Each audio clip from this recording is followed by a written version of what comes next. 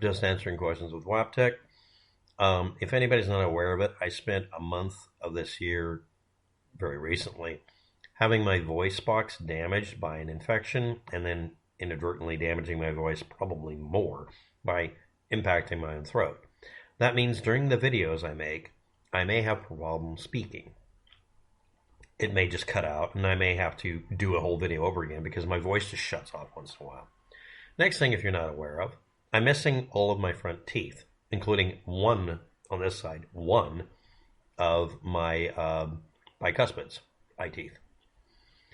Next, when I do videos where I'm explaining things to people, sometimes they don't like the explanation, and they get very angry with me sometimes in a way that seems excessive. And it should be pointed out that there are certain subjects where you can trace what the bias is in the people who believe in a certain subject. And the one we're going to talk about today is held by people who have two or one of two sources for their bias. And again, anybody who knows what you desperately wish to believe will provide you proof, no matter how falsified, of what you believe, and then they will exploit you. And yes, my voice just snapped shut almost. So I have someone who wrote out approximately what I'm going to be saying here in this video. I'm not reading it in the order they gave it. I'm reading it in an order that will be useful to you, the viewer. I did a video about someone named Andrew Dawson, who at one point was claimed to have gone missing and also claimed to have died. Pretty sure he actually did die. This is either coincidental or directly associated with, depending on your belief and bias, with him claiming to see an Anunnaki or giant on top of a mountain. The individual we're talking about, living in whatever part of the country he was, is notorious for putting up videos that make all sorts of fantastic claims for clickbait. He's a clickbait YouTuber, or was. And the most clickbaity thing you can do is reaffirming someone's belief system. And if you're not aware of it, belief in giants like Bigfoot has a following, almost cult-like, where no matter how much you can show by lack of evidence that something doesn't really exist, and no matter how many times you can point out that even though that's not proof something doesn't exist, at this point, thousands of people falsifying the evidence that it exists, including yours truly, to get the marks in my hometown, to do, I did footprints that were Bigfoots, along with several other people, so we could get a newspaper article so we could get some tourism for something completely unrelated. That's almost good-natured fun. I was a kid. You can't convict me. But other people do this and know that they're falsifying it and then deliberately mislead true believers.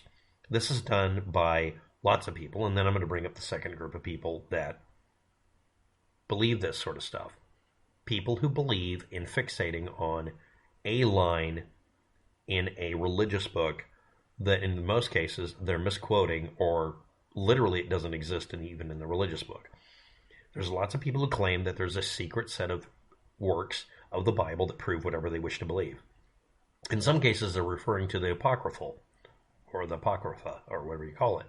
These are the originating testaments people made to claim to speak for God that were thrown out because the church thought it was too loopy. Now, I want to point out that if you fixate on only one subject matter out of a book, like the Bible, or any other religious book, that might have thousands of subjects and statements that conflict with each other, you're avoiding dealing with the conflicting characteristics that prove that you really shouldn't be using it as authoritative. It isn't authoritative because the Bible isn't. It doesn't matter if you like that. It really isn't.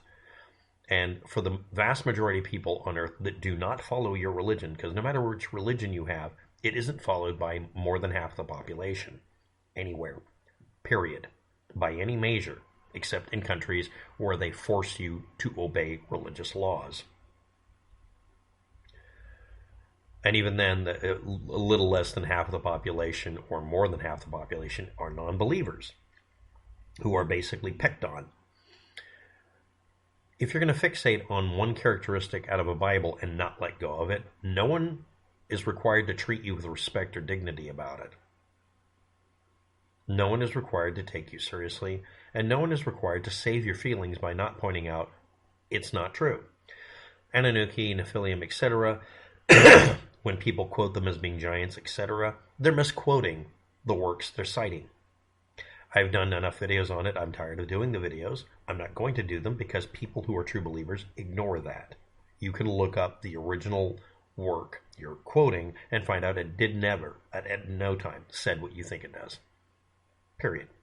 We don't have to have this discussion anymore. If you quote certain parts of the Bible, you might find evidence of giants, but again, that's it. The rest of this is people looking at literally worth 1,000 image photoshops of giants.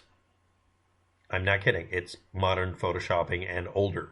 People make all sorts of cool pictures like giant chickens with somebody holding its bridle or its lead. Pointing out that you've been lied to doesn't mean you should lash out at somebody. So anyway, we're going to discuss Andrew Dawson, who showed a video that was supposed to show a giant on top of a mountaintop. And unfortunately, he did something you're not supposed to do if you're trying to prove something that's not true. He really did zoom in and get a good picture of it. And it was 2 circles on top, 2 bigger circles on the bottom, and a stick down the middle, covered with snow. It's a microwave antenna. I did a video confirming it's there. So let's discuss the response. Aside from Andrew Dawson, regardless of the radio tower being there, at this point, you are acknowledging, the person who posted this comment, that it was a radio tower. Also, as is written in the description later on, I found out that you can find pictures of that radio tower being there for almost a decade. Probably longer. Actually, it is actually longer than a decade. Now, what that means is it wasn't put there to cover up a story of Anunnaki or Bigfoot. It has always been there, and Andrew Dawson, living in the area for as long as he had, maybe have never seen it. Maybe he did. Either way, he did every other thing passively to avoid anybody double-checking his work so he could get as many page views as possible and not have people be told that they've been deceived. The Great Deception and the Great Disappointment is an example of this. Religious organizations disappointing their followers by telling them the end of the world's going to happen, and then it doesn't because it never does.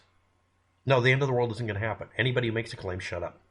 If they have scientific proof, like a 7-mile across asteroid actually aiming for the Earth, remember that in the passage of 7 minutes, the Earth can move from here to literally 1 Earth diameter. It's 7 minutes and some change. Unless they have it down to within plus or minus 3 minutes, they can't say it's going to hit the Earth. That's the discussion ended. Until we get that kind of precision, even scientists can't predict the end of the world, and they are more trustworthy because at least they're not trying to lie to you most of the time, right? Okay. So regardless of a radio tower being there, translation, I admit WAPTEC is right. Now why am I being an asshole about it? We'll read about this in a minute. But in the video, I explained to people that Andrew Dawson, under no circumstances, was doing what is needed for someone documenting something who's trying to prove what he's seeing. He was avoiding it. Where did you take the video from? What mountain were you pointing at? That's not provided by him. Well, maybe you didn't know. He didn't know where he was? What highway? What mile marker? I mean, even UFO believers, if you don't tell them where you're taking the video from, most of them have learned not to listen to you because you're full of shit. Anything like MUFON or whatever won't do it. I've known of the Jasper area for 10 years or so. Okay. I've known of the region of the Earth called the North Pole for more than 10 years. Does that mean I'm an expert on it? Due to odd happenings. So the only thing you're paying attention to is a place called Jasper exists because something weird happened. Okay, what does that got to do with the video? Again, the video posits the idea that Andrew Dawson knowingly was deceiving people. You're not addressing it? You're simply, regardless of the tower being there. No, that's the whole fucking point of the video. I'm just going to ignore your video and talk about stuff. That's what's going on. Not all the happenings are paranormal. There's some other rather interesting going-ons in the area. Definitely some government activity. And again, this is not in the order the person typed it because I'm tearing it apart. This is dismantling his statements. Several sentences here, or pseudo sentences. And then this person, a lot like Andrew Dawson, doesn't explain what the fuck he's talking about. I don't see any government activity you're referring to. That and the fact that the area we're talking about has a couple of military locations. And BLM land, which is government activity too.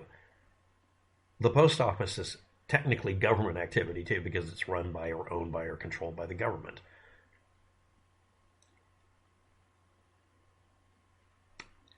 Using the telephone system if you make a long-distance phone call technically is government activity if it ever uses government equipment. You're being vague. And now we get to the reason I'm being such a snotball about this. Because I'm being accused of it. I hate your pronunciations, and tone of speaking. You remind me of an edgy agro nerd in school, like one of those kids that would scream at someone for not knowing how to play a Yugioh card or some shit. Full-on retainer and shit. And again, to repeat, I'm missing my front teeth. Thanks for making fun of a defect I can't do anything about because, medically speaking, I just can't do that right now, and financially, because I'm in America and we can't afford shit. And nerd, agro nerd, agro nerd, agro nerd. Am I planting corn? Is it spelled with a K? Or agro, aggressive nerd. Okay. Screaming at someone for not knowing how to use, and it's Yugioh trading card game. Yeah. Do you know about Pogs? Do you even Pog? So, full-on retainer shit is a reference to me having a slur not as bad as Joe Biden because I'm missing all of my front teeth. I learned to do ventriloquism when I was a kid, and it's come in very handy as I've gotten older. I can compensate for most of my speech problems, and when my voice box isn't damaged from impact, I can impersonate people and birds. Woohoo. Next, you hate my pronunciations. I make fun of the fact that I can't pronounce things. Most of the time I'm dealing with subject matter that I'm not verbally conversant in. I can look up and learn anything. I know lots of things about firearms. But the way people pronounce certain things when we all know what we're talking about and get mad because you didn't pronounce it their preferred way, I make fun of pronunciation problems. Because on the internet, the pronunciations aren't there.